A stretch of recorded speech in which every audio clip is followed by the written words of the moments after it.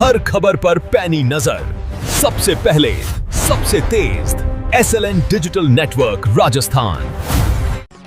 डूंगरपुर में सांसद राजकुमार रोत का सरकार पर निशाना, बोले जनता के मुद्दों पर सड़क से संसद तक लड़ाई जारी रहेगी।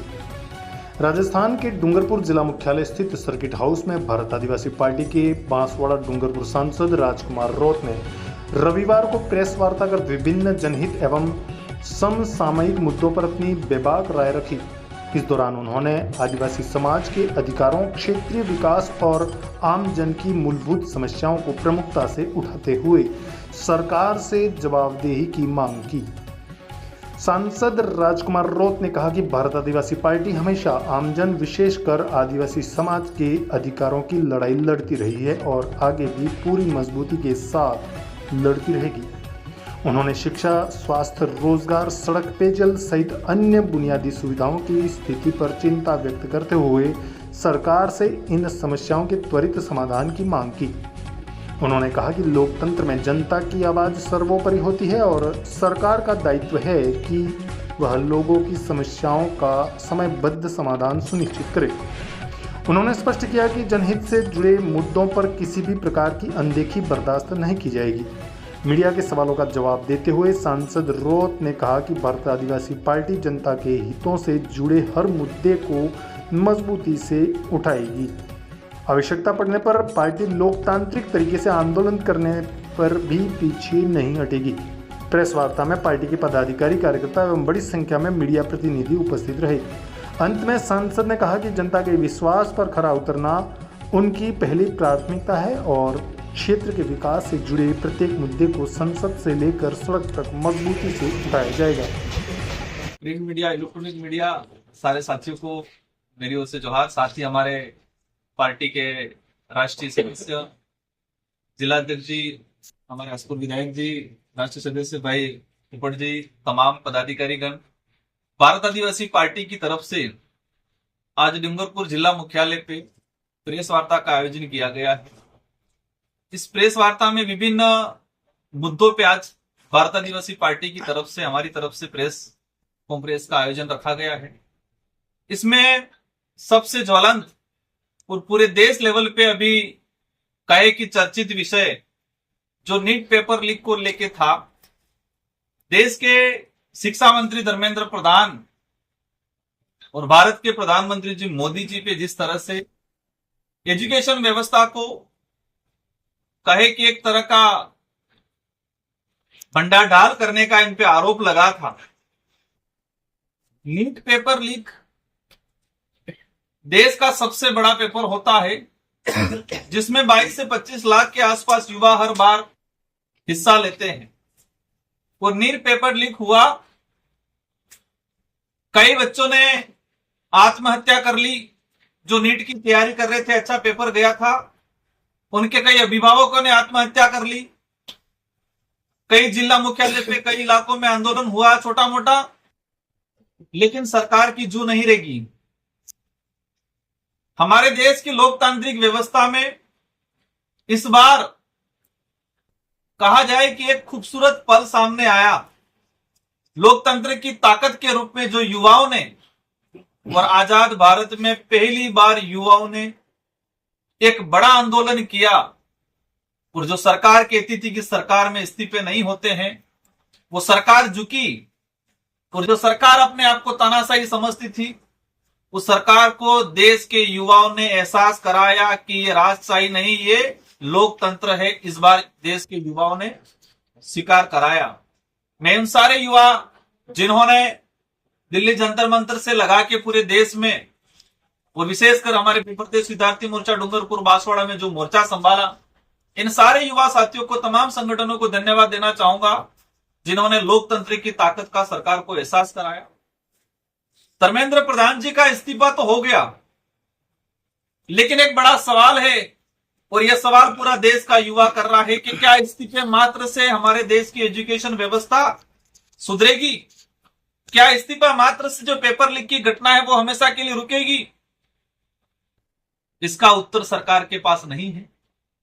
आज देश के युवाओं की और हमारी तरफ से मांग है पहली मांग तो यह है कि सबसे पहले एजुकेशन व्यवस्था कहे कि गुणवत्ता युक्त तो होनी चाहिए, जो आज नहीं है। हम आदिवासी इलाके की बात करें, इस पूरे आदिवासी बाहुल्य क्षेत्र में स्कूल की भौतिक सुविधा नहीं है, बच्चे के लिए बैठने के कमरे नहीं है, 3-3 क्लास के बच्चे एक रूम में बैठ रहे हैं, शौचालय नहीं है, बालिकाएं 12वीं तक वाली बालिका बाहर शौचालय करने के लिए जा रही है। और हमारे देश के लोग कह रहे स्वच्छ भारत मिशन, महिला सम्मान की बात करते हैं, लेकिन हमारी बहन बेटियों के लिए स्कूलों में शौचालय नहीं है, कमरे नहीं है, पानी, शुद्ध पानी पीने की व्यवस्था नहीं है। और जो सरकार है किसी व्यक्ति को शुद्ध पानी, शुद्ध हवा और शुद्ध खाना देने में विफल हो तो स्वीकार करना चाहिए कि वो सरकारें देश को सही ढंग से नहीं चला रही।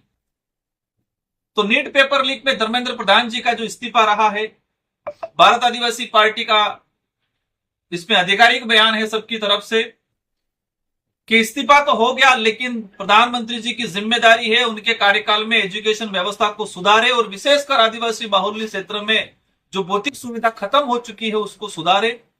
पेपर लीक घटना में ऐसे लोग जो इन्वॉल्व थे, इन लोगों पे कड़ी से कड़ी, क्योंकि हमारा एक राजस्थान का सीकर का जो था कोचिंग चला रहा था, आज भी उसका कोचिंग चल रहा है, महाबुलडोजर नहीं चला।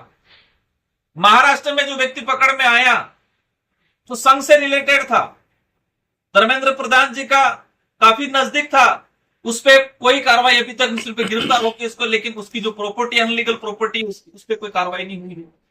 तो सरकार ने जो इस्तीफा दिया है, सरकार ने मजबूरी में दिया है, सरकार ने अपनी जवाबदेही या अपनी जिम्मेदारी को समझ के इस्तीफा नहीं दिया है।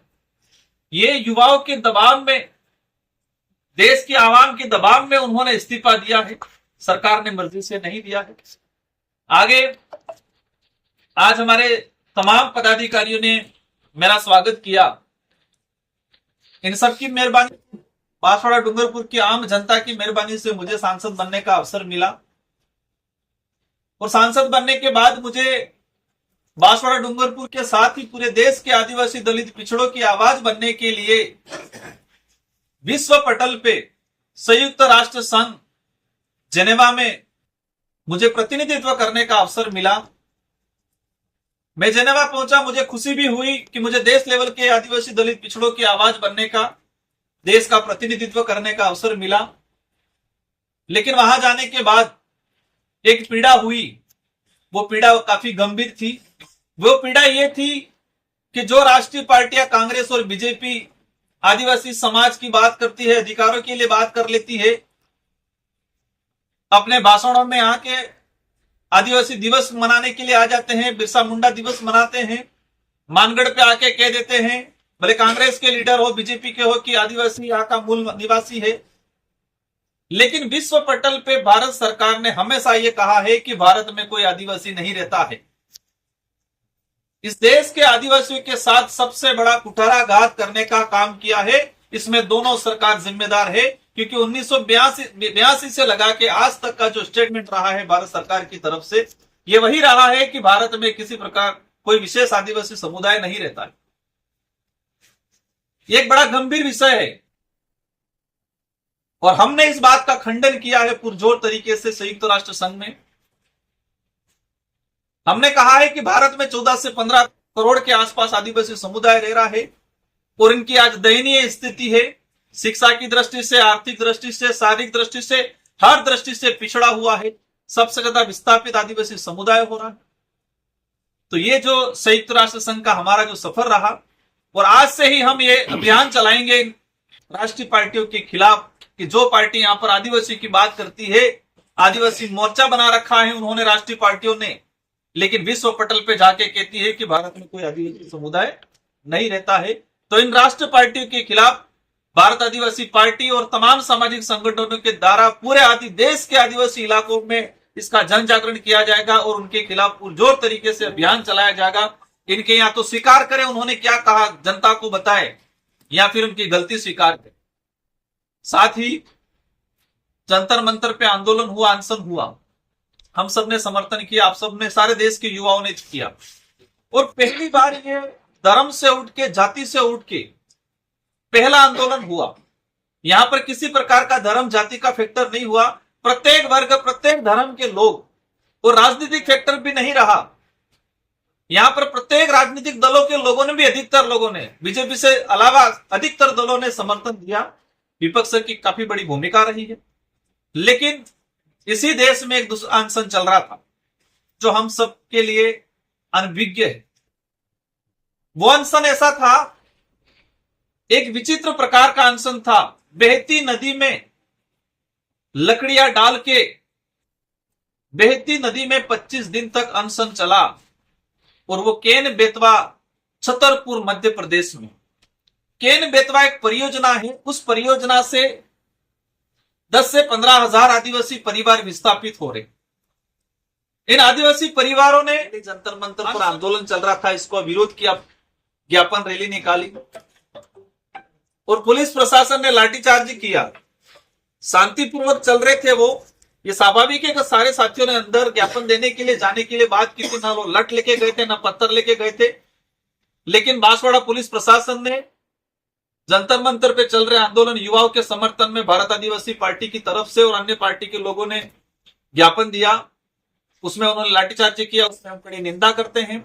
उसमें कुछ पार्टी के नेता भी आए थे, कह रहे थे कि पहला लठ हम खाएंगे, और जैसे लठ की बात आई सबसे पहले भाग गए थे। ये भी वीडियो ट्रोल हो रहा था। तो ऐसे राजनीतिक लोगों को भी आज डूंगरपुर, बांसवाड़ा, प्रतापगढ़ की जनता देख रही है, और समय आने पे कथनी और करनी में अंतर करने वाले नेताओं का भी जनता वोट के हिसाब से इलाज करने का काम करती है। साथियों, बांसवाड़ा में ही मेरा संसदीय क्षेत्र है। गर्भवती महिलाएं लगातार वहां मृत्यु हो रही है। बांसवाड़ा जिला मुख्यालय, राजस्थान की जो कमान है उस पर सवाल उठ रहा है, लेकिन साथ ही शिक्षा विभाग, चिकित्सा विभाग पे भी सवाल उठ रहा है। चिकित्सा विभाग वर्तमान सरकार में इतना डगमगाया हुआ है। गर्भवती महिला जिला चिकित्सालय, जो मेडिकल कॉलेज है एक तरह का, उसमें डेथ हो रही है। डॉक्टरों की लापरवाही और सही मेडिसिन ट्रीटमेंट नहीं मिलने की वजह से, सही फैसिलिटीज नहीं वजह से गर्भवती महिला और जो बच्चा है उनकी मृत्यु हो रही है लगातार। अभी जानकारी में आया 7 से 8 महिलाओं की डेथ हुई रेगुलर। कुछ ही चीजें मीडिया में आई है, और चिकित्सा मंत्री जी आए थे और मीडिया ने सवाल किया। उन्होंने कहा ब्रेक के बाद इतने दर्दनाक घटना थी, महिलाओं की मृत्यु हुई, गर्भवती महिलाओं की, और चिकित्सा मंत्री जी डायलॉग की तरह बयान देते हैं। वो दुर्भाग्यपूर्ण है राजस्थान के लिए। वर्तमान चिकित्सा व्यवस्था बिल्कुल डगमगाई हुई है।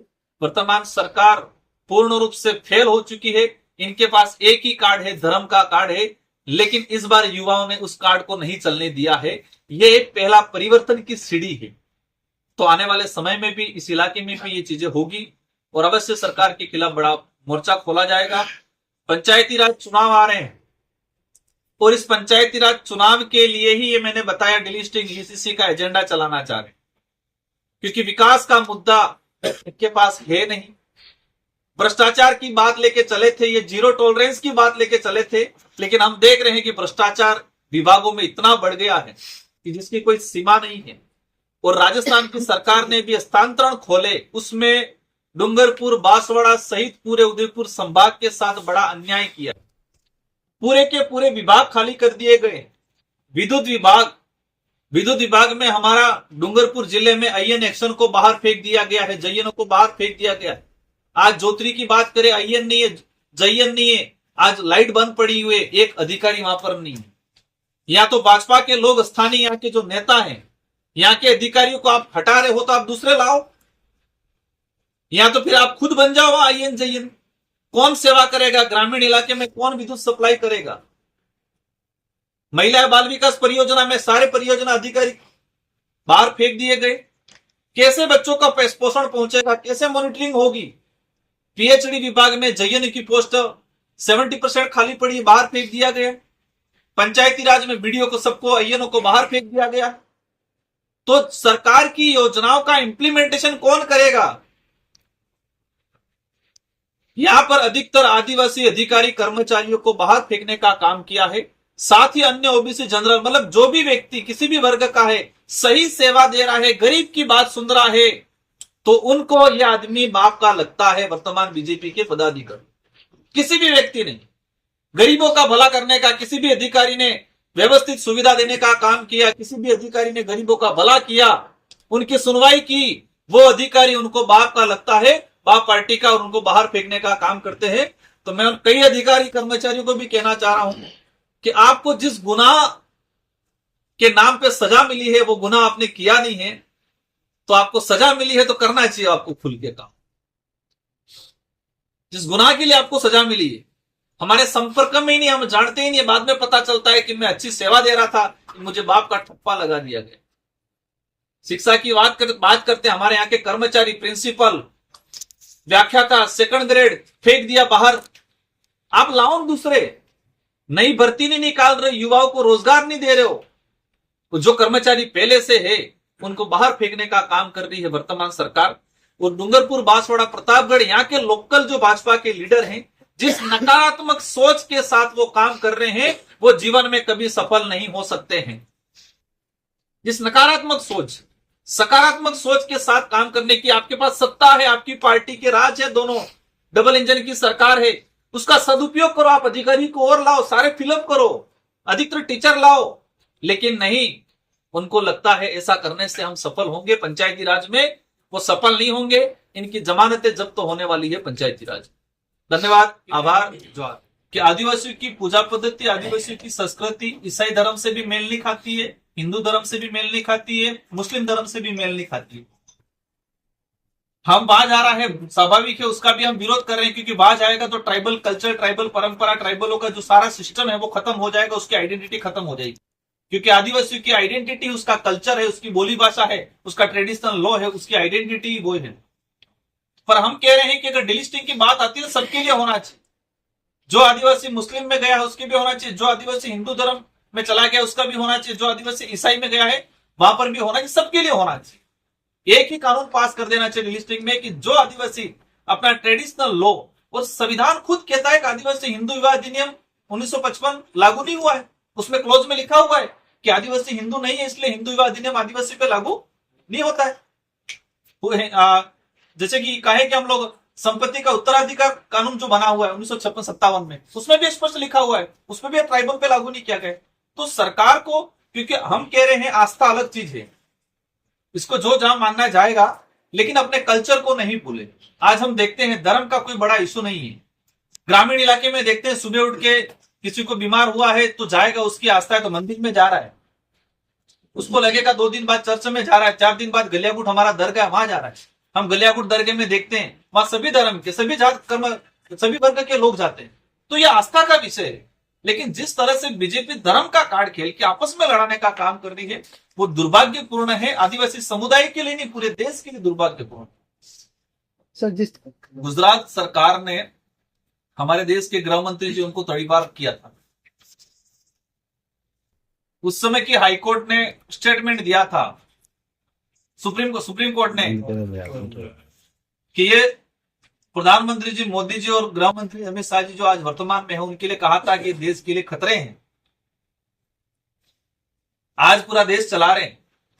मैं इस बात को काउंटर इसलिए कर रहा हूं कि वर्तमान हालातों ने चैतरभाई वसावा को मजबूर किया। उनके खुद के घर पे आके, घर के पास में जो बिलानाव फॉरेस्ट की जमीन थी, उनके कब्जे में थी 50 सालों से, जिनका फॉरेस्ट राइट एक्ट का पट्टा भी मिला हुआ था, उस जमीन को उन्होंने हड़पने का काम किया, प्रशासन को मजबूर किया। इसके बाद उनसे कुछ कदम हाथापाई जो हुई है, तो सरकार चाहती थी उनको जेल भेजना है, तो वही काम हुआ है। ऐसा कोई आपराधिक प्रवृत्ति के लोग नहीं है, वो सीधा साधा अपने अधिकारों के लिए लड़ता था, और खुद के घर पे जब आ बीतती है तो स्वाभाविक है आदमी रिएक्शन करेगा। 47 सांसद आदिवासियों के लिए रिजर्व है, 25 सांसद बीजेपी के थे, फिर भी आपको मौका दिया। वो अंदर खाने ये चर्चा है कि राजकुमार बीजेपी की मदद कर रहे हैं या बीजेपी अंदर खाने राजकुमार की मदद कर रही है। आपको देखो, भ्रम का कोई इलाज नहीं है। सरकार ने मुझे नहीं भेजा था। मैं स्पष्ट कर दूं कि मैंने स्वयं संयुक्त राष्ट्र संघ जेनेवा में जो कार्यालय है, वहां की जो बॉडी है, मैनेजमेंट बॉडी है, उनको मैंने स्वयं ने रिक्वेस्ट भेजा था, मेल भेजा था। इस बार संयुक्त राष्ट्र संघ जेनेवा में 193 देशों ने हिस्सा लिया था। कुछ जनप्रतिनिधि थे, कुछ सोशल एक्टिविस्ट थे, और इंडिजिनस पीपल के राइट्स पे इस बार सेशन था, पूरे विश्व के इंडिजिनस पीपल के राइट्स पे सेशन था। मैंने खुद ने रिक्वेस्ट भेजा था, वहां से मुझे निमंत्रण आया था, सीधा भारत सरकार की तरफ से मुझे नहीं भेजा गया था। और शायद भारत सरकार की तरफ से भेजना तो ठीक है, अगर उनको पता भी चलता शायद तो मुझे नहीं भेजते। और जिस तरह से मैंने भारत सरकार के, क्योंकि भारत सरकार ने आदिवासियों के अस्तित्व पे ही सवाल खड़ा कर दिया है, उनके अस्तित्व को मिटाने का काम किया है, तो मैंने जो बोला था उस पर हो सकता कार्रवाई भी करते, पर शायद ये जंतर मंतर पे चल रहा था, आग लगी हुई थी, युवा जाग चुका था, इसलिए शायद वो भी नहीं किया। बाकी भारत सरकार की तरफ से हमें नहीं भेजा था। जिस तरह से हमारे भाजपा के सांसद, उनके लिए क्या बोलूं मैं, जिस तरह से वो बोखलाहट वाली बातें बोल रहे हैं, वो सारा भ्रम है। मैं स्वयं गया था, यूनियन ने मुझे पर्सनली निमंत्रण भेजा था और मुझे गर्व है कि पहली बार हमने भारत देश के आदिवासियों के अधिकारों के लिए, उनके अस्तित्व के लिए हमने बात रखी और ये बात विश्व पटल पे पहुंची है। विश्व के कई लोगों ने इस पे मंथन करने का और बहुत जल्दी विश्व लेवल से सरकार से जवाब भी मांगा जाएगा कि कंट्रोवर्सी क्यों पैदा हो। वो युवाओं के साथ अन्याय हुआ है तो मैं तो कहता हूं कि पंजाब में भी हुआ है। अगर पंजाब में आप पार्टी की सरकार है तो उनको जिम्मेदारी लेनी चाहिए और जो भी शिक्षा मंत्री उनको इस्तीफा देना चाहिए। आपने सही याद दिला दिया, मैं वही चीज पूर्व सरकार को भी कह रहा हूं।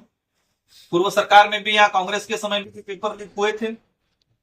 हमारे यहाँ के बाबूलाल जी कटारा उसमें आरपीसी सदस्य बनाए थे, उनके थ्रू या उन्होंने किए जो भी किया, लेकिन वो अकेला नहीं हो सकता है, वो किसी न किसी के इशारे पे हुआ था। तो दोबारा वर्तमान सरकार पे, क्योंकि पुराने जो चोर थे पेपर लीक में, जिन्होंने वर्तमान सरकार ने बचाने का काम किया है, इसलिए वापस हो रहे हैं। राजस्थान के अंदर की बात है, बीजेपी की सरकार की जिम्मेदारी है कि एसआई भर्ती में, नीट भर्ती में, जो रीट भर्ती में राजस्थान में पेपर लीक हुए थे, पूरी चेन को उनको खंगालने की जरूरत थी, लेकिन खंगाला नहीं है।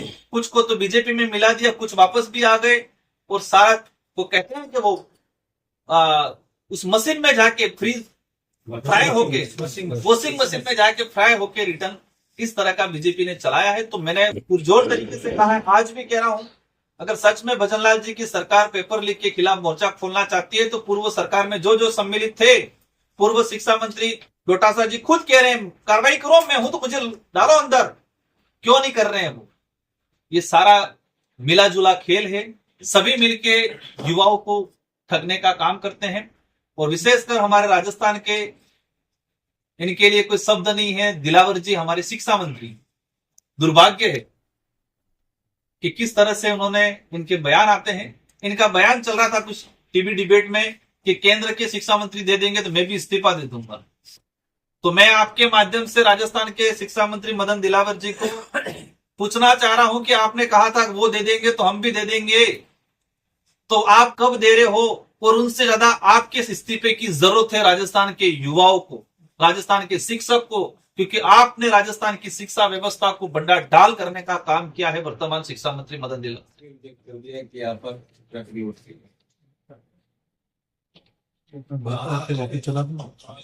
इसका मेरे पास जानकारी आई है, हकीकत तो ये नहीं है, हकीकत केंद्र सरकार वर्तमान बजट देने में विफल हो रही है। जो बजट घोषणा में काम है स्टेट गवर्नमेंट के भी और सेंट्रल गवर्नमेंट के भी, हम देखते हैं कि मार्च 26 में जो बजट घोषणा हुई, आज जुलाई हो गया, बजट घोषणा 10% भी इंप्लीमेंटेशन नहीं हुई है। तो मेन रीजन यही नहीं पूरे देश में ये और पूरे राज्य में कि बजट के अभाव में बजट घोषणा के काम भी ये लोग पूरे नहीं कर पा रहे हैं, बेवजह बहाना ढूंढते हैं। ट्रैफिक लोड तो है और सच्चाई है, उनको भी पता है, लेकिन अपनी जिम्मेदारी से भागने के लिए उन्होंने ट्रैफिक लोड का बहाना बनाया है। वही राजस्थान सरकार कर रही है, बजट घोषणा के काम भी अभी तक स्टार्ट नहीं किए गए। SLN digital network Rajasthan.